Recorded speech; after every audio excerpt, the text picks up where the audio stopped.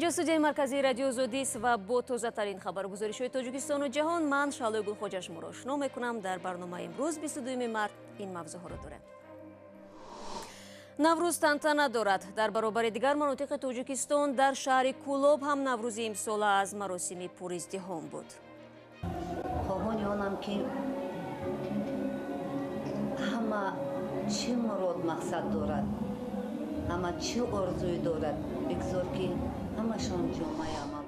دروازه‌های باز. ساکنان تاجیکستان و ازبکستان همگی در نیم ساعت می‌توانند با قلمروی یکدیگر وارد شوند. همونجوری کمتر هم پیچیدنده دیر میشه. نامشام خوشو گذاشته رفتیم و همون چی نمیگن یو. و سابق پرزیدنت فرانسه رسما با استفاده پول‌های معمر قذافی متهم شد. سارکوزی همگونه خلافکاری را رد می‌کند. و شروع میکنیم از آن که امروز در نیویورک جلسه بخشیده به آغاز 10 ساله بین‌المللی آب با شرکت پرزیدنت تاجیکستان شروع می شود. روز 21 مارس در آستانه این جلسه امومالی رحمان با دبیر کل سازمان ملل متحد آنتونیو گوترش ملاقات کرد.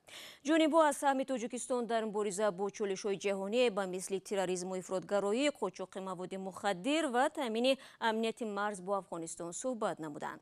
در این برابر آنتونیو گوترش تاکید کرد که برای جلوگیری از تغییر اقلیم تاجیکستان باید سرچشمه‌های برقرار شونده را منبع نیرو قرار دهد، چون که ذخیره و امکانات دولت در این بابت قابل توجه است. در این حال در تاجیکستان بخشیده به عید نوروز معرکه‌های جشنی ادامه دارند. نوروز یگانه جشن است که در تاجیکستان آن را ساکنان چند روز تجلیل می‌کنند. اتفاق کسبه میگوید امسال مردم تاجیکستان 6 روز یعنی تا 26 مارس استراحت خواهند کرد. متناسباً برنامه‌های تفریحی هم در تمام گوشه‌های کشور تا آخر هفته ادامه می‌یابد. ضمناً نخستین روز نوروز را در شهر کولوب با شکوه خاص تجلیل نمودند. ترانه و آهنگ‌های شاد هنگام تجلیل نوروز در آمفی‌تئاتر شهر کولوب ساکنان و مهمانان را به رقص درآورد. جشن امساله در کولوب روز 21 مارس در آمفی‌تئاتر شروع شد و در آن هزاران نفر از ساکنان شهر و ناحیه‌های اطراف حضور داشتند. قبل از آغاز برنامه فرهنگی خیرالله امان‌الله حاضران را تبریک گفت. نوروز پیوندگر نسل امروز با رسم و آیین، ارزش‌های ملی، مهر و صداقت و عنعنات نیاگان می‌باشد. در میدان بزرگ همچنین امسال 6 جفت با کمک حکومت شهر کولوب به هم پیوستند. خط عقد نکاح جوانان را رئیس شهر و رئیس شرکت برق تاجیک به آنها سپردند. عین زمان با استفاده از جشن نوروز جشن ختنه‌سوری ده‌ها کودک کمبیزات را برگزار کردند و به آنها هدیه دادند.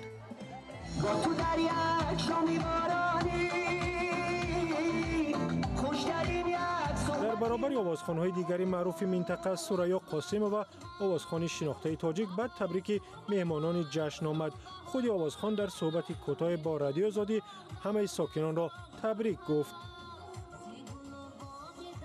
نوروز یادم به همه مبارک باشد. در این روز مبارک خواهان آنم که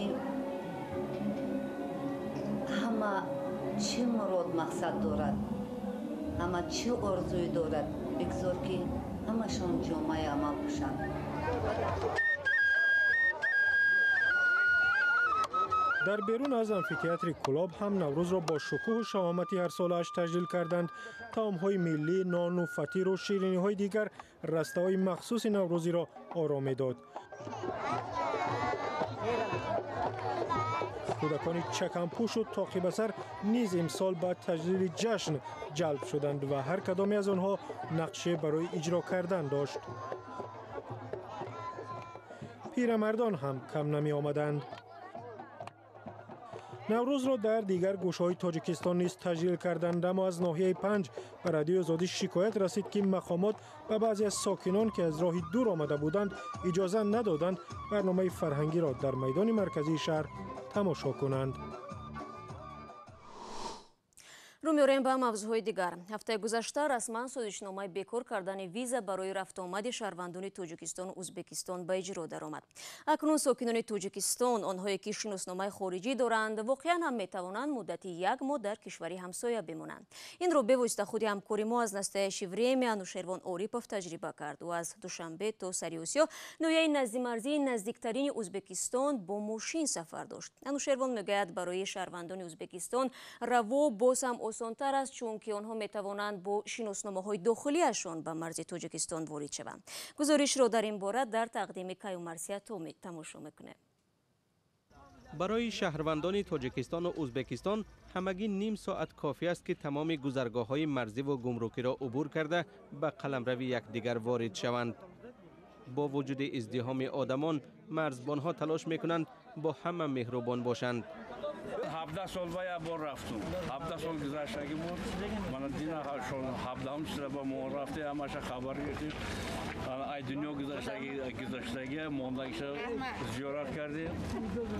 با گشتم 17 20 با گشتم اومدیم. من اکاو دادم ای 90 کوچیده رفتگی. نه همش خوب گذشته مهمانداری کردن. رها نه. هموجنیده کم ترگم پیچیدنده دیر میشه. نامشام خوشو گذشته رفتیم.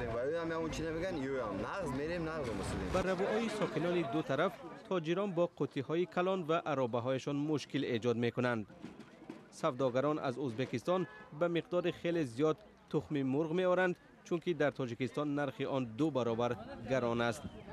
سوداگران تخم‌ها را کمی دورتر از گذرگاه مرزی تاجیکستان سودا میکنند و از اینجا به ازبکستان سیب و ناک و میوه‌های اگزوتیکی را میبرند.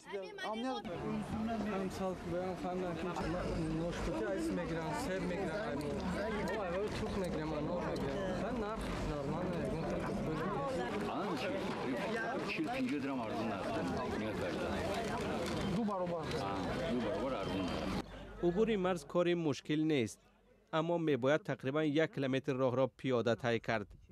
در منطقه هایل یا نیترال مرزی نواربرداری قطعاً منع است. آنهایی که میخواهند از مرز با ماشین شخصی گذرند باید وابسته به تمغه خود را به گمرکچیان ازبکستان از 43 تا 57 دلار باج سپارند. زندگی در دو طرفی مرز تقریبا همسان است.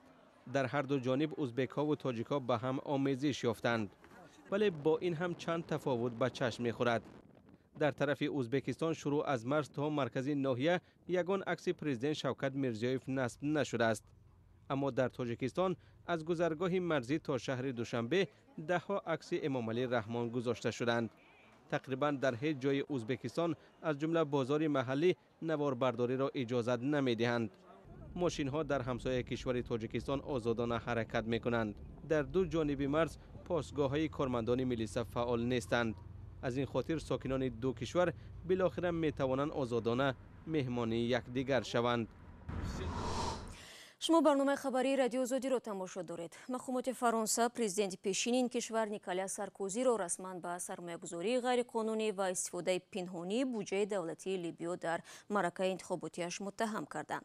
سارکوزی را نخست بازداشت ولی بعدا آزاد نمودند. مطبوعات فرانسه می‌نویسد که پرزیدنت پیشین تحت نظارت دادگاه خواهد بود. در همین حال سارکوزی 63 ساله همه گونه خلافکاری را رد می‌کند. اسکندر خوجا میرزاده در همین باره میگوید. شام 21 مارت بعد 2 روز بازجویی مفتشان سابق پرزیدنت فرانسه نیکولاس سارکوزی را رسما متهم اعلام کردند. سارکوزی در زمینه اتهام دریافت سرمایه برای انتخابات پرزیدنتی سال 2007 از معمر قذافی رهبر پیشین لیبیا تفتیش می شود. سارکوزی از سال 2007 تا سال 2012 رهبری فرانسه را بر عهده داشت. بعد برکناری او از منصب اتهام روزد که او از لیبیا برای پیشبرد معرکه انتخاباتیش پول گرفته است. سارکوزی 63 ساله در آزادی ولی زیر نظارت مقامداران حفظ حقوق و ترتیبات قرار می گیرد. طبق قانونهای فرانسه شخص وقتی رسما زیر تفتیش قرار می گیرد که احتمال صادر شدن جنایت بلند باشد. اکثرا تحقیق این گونه پرونده ها با محاکمه دادگاهی به انجام می رسد.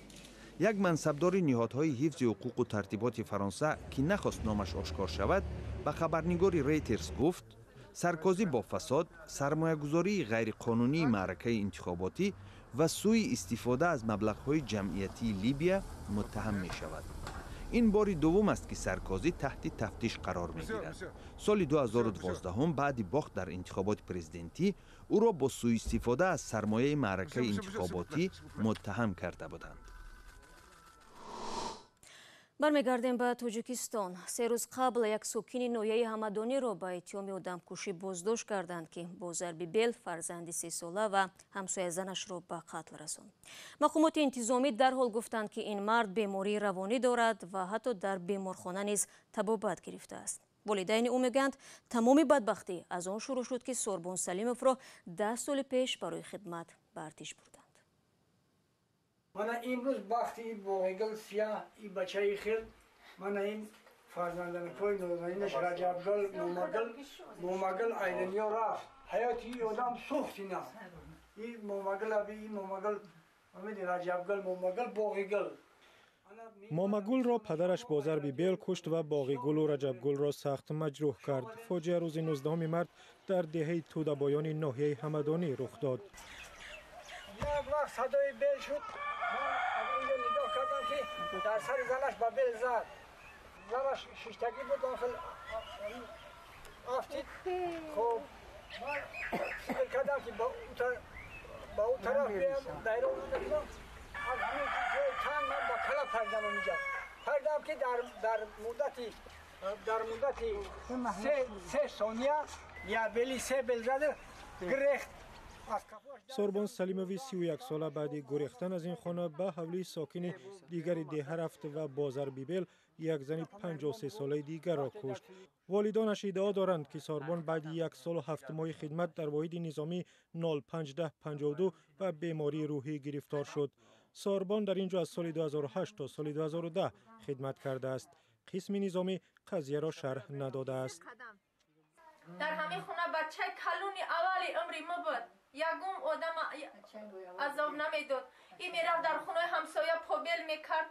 ҳамсоя да мерафт бачам побел мекард. меовард рӯзи ҳами наҳгулаки мара мезгарон.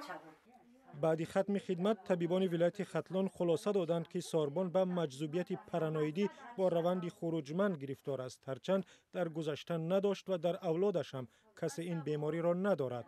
волидон мегӯянд барои муолиҷа ба чандин ҷо муроҷиат карданд вале бенатиҷа. Сорбон дар боздошт аст. таҳқиқи қазияш идома дорад. барномаи хабариро идома медиҳем. оҷонси давлатии хабарии Чин Синхуа рӯзи 20 март дар як матлабаш навиштааст ки Чин бо густариши барномаи як камарбанди агроҳ ширкатҳои кишоварзиашро ба густариши фаъолияташон дар хориҷ ҳавасманд мекунанд. ин аст ки таи 2 соли ахир шумори ширкатҳои кишоварзии Чин дар Тоҷикистон аз 2 ба 5 адад расидааст. ҳамкорам Абдулла Шуров ҳамин мавзӯъро таҳлил кард ва ҳоло дар маркази хабарии Радиои Озодӣ моро мешунавад. Абдулло, ба мо бифаҳмонед ки чаро интихоби кишоварзони чинӣ маҳз рӯи заминҳои Тоҷикистон афтод? шаҳло таваҷҷӯҳи ширкатҳои чини кишоварзони чин аз он аст ки тавре оҷонсии давлатии хабарии Синхуа рӯзи 20 март навишт бисёре аз заминҳо дар чин шӯразамин шуданд ва дигар ҳосил намедиҳанд. бинобар ин бисёр ширкатҳои бузурги кишоварзии чин хориҷ аз он барои кишоварзони худ замин мекобанд ва ширкате ки мо мавриди назари мо буд аз ҷумла дар кишварҳои зиёди африқо замин ҷустааст аз ҷумла ва таваҷҷӯҳи онҳо ба заминҳои Тоҷикистон ва Украин афтодааст. ҳоло ин ширкати чиноӣ ки аз он Синхуа низ ном мебарад дар Тоҷикистон 670 гектар замин дорад ва кишоварзони чин дар ин ҷо кор мекунанд ва ба таъкиди онҳо ҳосили пахтае ки онҳо аз заминҳои Тоҷикистон мероёниданд аз 1 гектар ба 3.5 тонна расидааст ки ба гуфтаи онҳо аз ҳосили мероёндаи деҳқонони тоҷик 50% бештар будааст. акнун ҳамаш маълум шуд. Абдулло, ташаккур. воқеан ҳам дар ин асри пуррақобат ва рушди фановариҳо дар як маҳдудаи хурд ва донишу таҷҳизоти кӯҳна пеш бурдани кишоварзӣ кори осон нест. بیننده عزیز، تفصیلاتی بیشتری همین موضوع و دیگر خبرگزاری‌های رادیو آزادی رو که در برنامه ما جا نشدن میتوانید در سامانه ما www.azadi.org پیدا کنید. همچنین مطالب زیادی نوروزی نیز در آزادی ویدیو شبکه مخصوص ما در یوتیوب گذاشته شده است و صفحه های ویژه ما در شبکه‌های اجتماعی در خدمت شما. از برنامه امروزی ما انجام یافت و بعد 24 ساعت دیگر باز هم با یکدیگر ملاقات خواهیم کرد.